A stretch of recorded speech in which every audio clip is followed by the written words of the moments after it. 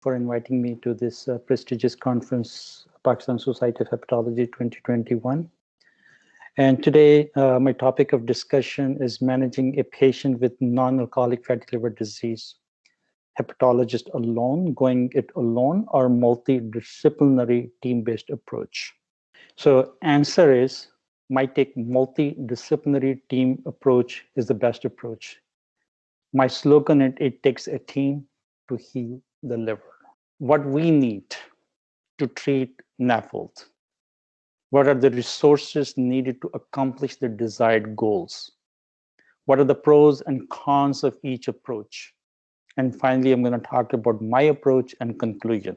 So the lifestyle intervention in non-alcoholic fatty liver disease and NASH. In the absence of approved drug therapy, lifestyle interventions are the key in the clinical management of NAFLD across the disease spectrum.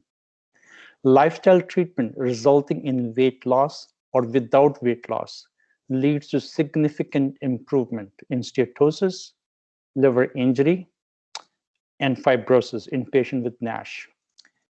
A menu of options should be available for both dietary and physical activity exercise interventions to allow tailoring for individual patients. Lifestyle intervention offer a holistic approach to managing our patients and not only improve liver health, but also reduce the cardiovascular disease and type 2 diabetes risk. However, if lifestyle change is achieved and sustained, the benefits to the liver, cardiac, and metabolic health can surpass the efficacy of the drugs currently being evaluated in the phase 3 clinical trials. Thus, lifestyle modification should remain the primary focus for all patients with NAFLD. So the next question is, what is a lifestyle intervention? There is no consensus on this definition. There's no consensus of definition available across the globe. Each part of the globe, Eastern, European, and American, they talk differently. There's no consensus. However, among all the three societies, the European has come up with some sort of consensus. And they present like the components of lifestyle intervention, treatment of insulin resistance. So there are several components. So it's a monitored approach with set goals. And what does it include? Energy restrictions, low glycemic carbohydrate consumptions, meals timing, healthy fat intake, physical activity. I changed from moderate alcohol drinking to no alcohol intake, sleep minimum 7 hours, and coffee consumptions. So these are 7 components of the lifestyle intervention, and that has to be achieved and sustained in every individual patient to accomplish the desired goal of healing of liver. So how we can intervene the concept of lifestyle intervention? The way that this concept has been on the right side of this graph, it shows that a steatosis, fibrosis, and cirrhosis. So if you have like lose 5% of the body weight, the fat is resolved. Up to 7% of the body weight, inflammation is resolved. And up to 10% of the loss of weight is equal to loss or regression in the fibrosis. But how we can achieve and sustain is very challenging. So you have to be smart. So basically, you have to be specific, set the goals specific, achievable, and repeated in timely fashion to get the goal achieved. You have to be very proactive in terms of counseling to the patient, and then keep auditing and keep checking with the patients again and again and finding the gaps and correcting the gaps. So this cycle goes on and on and on for a longer period of time to incorporate these changes into the patient's lifestyle on a daily basis. And then it becomes eventually the part and parcel of the patient's life. So what we need to do is lifestyle. So when we start with the lifestyle intervention, what we got to do? So we need to, on the initial disease evaluation process, include lifestyle and then other factors affecting the fatty liver disease. Then establishing the diagnosis of NASH or NAFLD and assessing the behavior and aggressiveness of the disease and fibrosis. So in the initial phase, it is desired to make sure your diagnosis is accurate and you have ruled out other etiologic factors. Or if someone has a more complex disease, which may have multiple factors, as I mentioned in my previous talk, every individual is a different in terms of his pathophysiology. A person may be having a fatty liver disease due to insulin resistance, high calorie consumption, excess saturated fat consumption, and genetic PNP, LA3 genetic SNP, aging 60-year-old or 70-year-old person versus 40-year-old person. So all these factors come into play and make a unique feature, make a unique phenotype of the patient. So that need to be assessed before we start talking about the lifestyle intervention. And then we set the goals, activity goals, weight desired, the hip-waist ratio. So you do the baseline measurements so you can compare after a certain period of time, for example, at the 6 months and 12 months, to see if the patient is making any progress and identifying the gaps, both in terms of the adherence and also in terms of the recovery of the fatty liver disease. So what are the gaps? What kind of gaps we are looking at? We're looking at the gaps in the social and financial support, disabilities. For example, somebody may have a limited activity, but because of some other comorbid factor, such as the shortness of breath, such as the joint pains, back pains, or emotional barriers. Areas of attention, what we need, the lifestyle management, medication adjustment, which is a forgotten part of the management of the NAFLD. A lot of medications has impact on the additive or synergistic impact on the fat steatosis, or they make it difficult to lose weight. They are more obesogenic. For example, insulin, sulfonylureas drugs and the use in the diabetic patients, or psychiatric medications, antidepressants. There are a lot of medications which are being used in routine clinical practice that hinders or stop the patient to heal or recover. And certainly every individual is different. Some people may have NASH, just the fatty liver disease, or NASH, or some may have advanced fibrosis with cirrhosis with portal hypertension and liver failure. So you have to optimize and grade and plan how you're going to be approaching every individual patient in a very individualized manner. And then monitoring, how are you going to monitor that? You need to develop some kind of a score system. You can develop in your own model how you're going to compare and contrast from the baseline and in the subsequent visits. And then you have to give the subsequent specific guidance on the gaps at each visit. What are the resources needed to treat NAFLD, the role of hepatologist? So you have to have multiple people needing in order to address that. So what is the role of hepatologist? The hepatologist's role is to identifying the risk factors, identifying the cofactors, staging the disease, assessing the prognosis, identifying the areas of attention, setting up the treatment plans, short-term, long-term, in addition, discussion and the counseling of the patient. So the physician has a very specific role, characterizing the disease severity and the stage to the patient, and the concerns of complications such as liver failure and the liver cancer.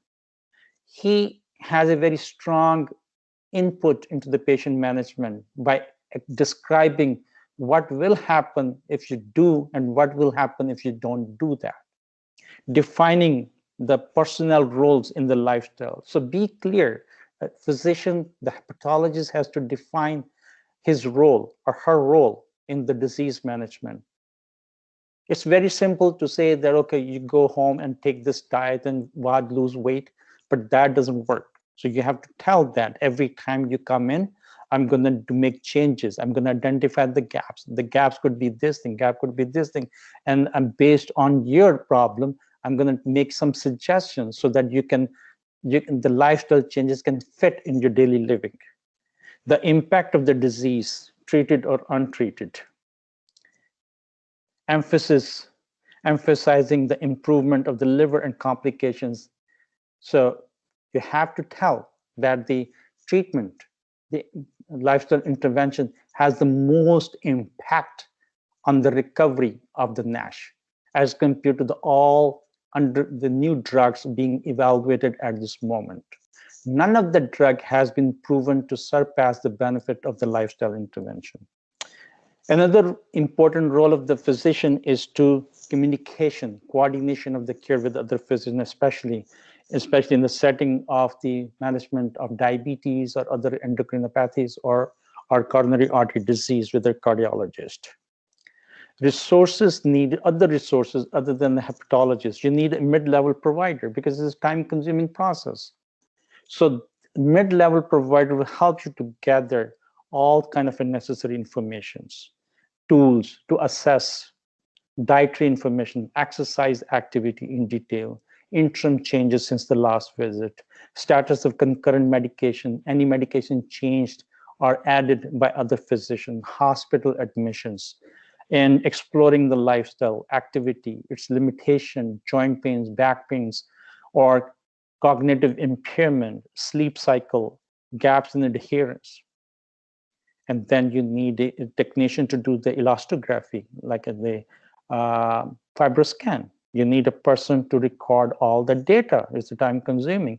Continuity of the communication. So you need to have, like, with other physician, dietitian, or mid-level training, somebody very good at, so dietitian with good understanding in individualized nutrition management.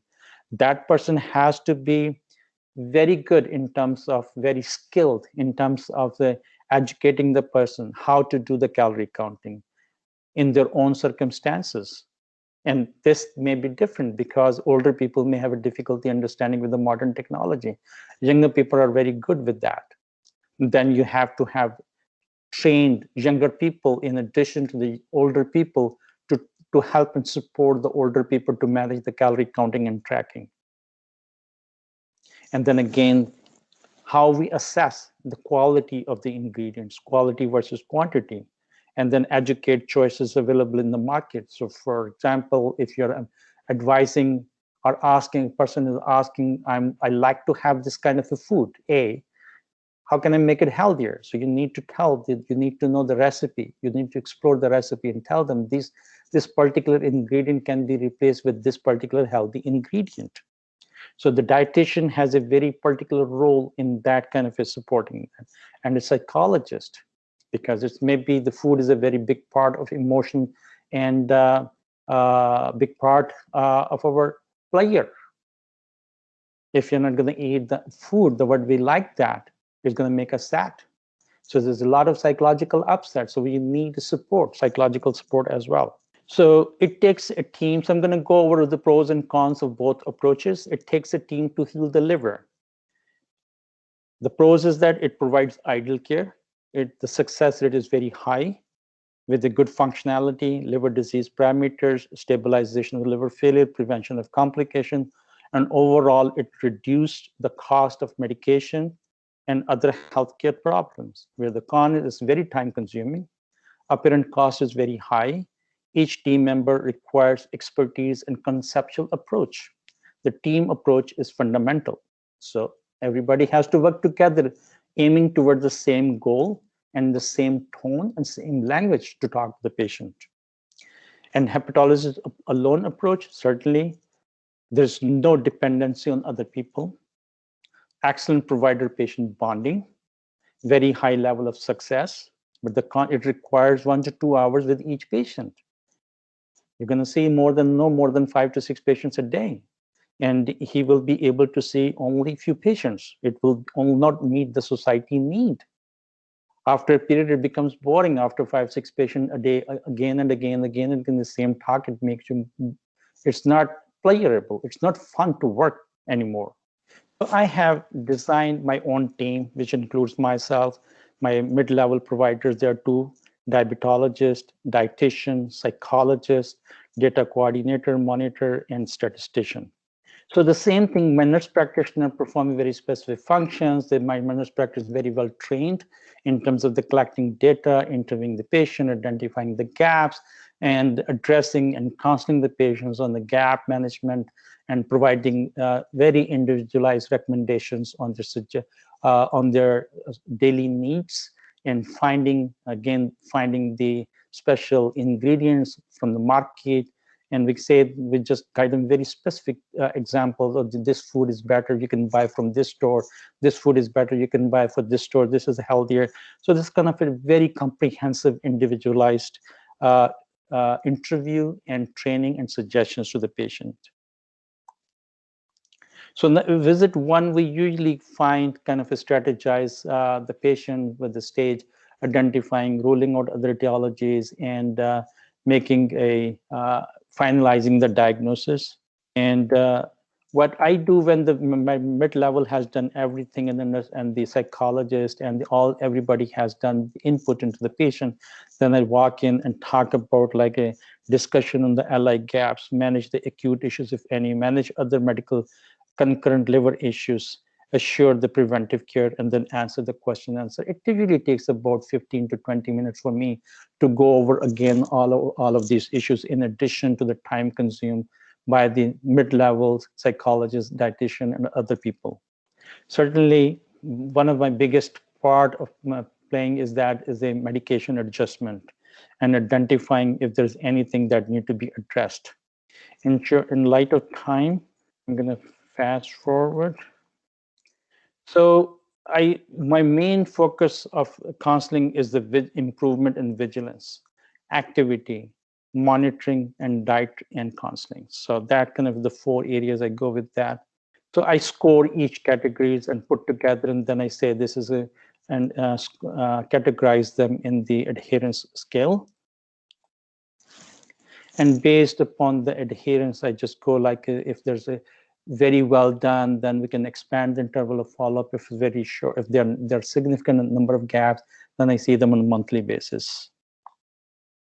So I usually measure the progress on several parameters, such as the LI scores, weight, the hip-waist ratios, LFTs, lipids, NAFLD score, CTP score, liver disease activity score that has designed myself to kind of give an idea which direction overall we are moving in, fibrosis score, APRI, iron panel, and immunoglobulins, autoimmune markers, and elastography, and finally the liver biopsy, which we don't do very often to see the progress, but sometimes, yes, we do. And definition of success is normalization of LFTs, normalization of lipids, FIB4 score below 1.2, fibrosis score at least 0.7% of the baseline, fat score is going to be 0.5, histology improvement in NAS score. And then return to the clinic.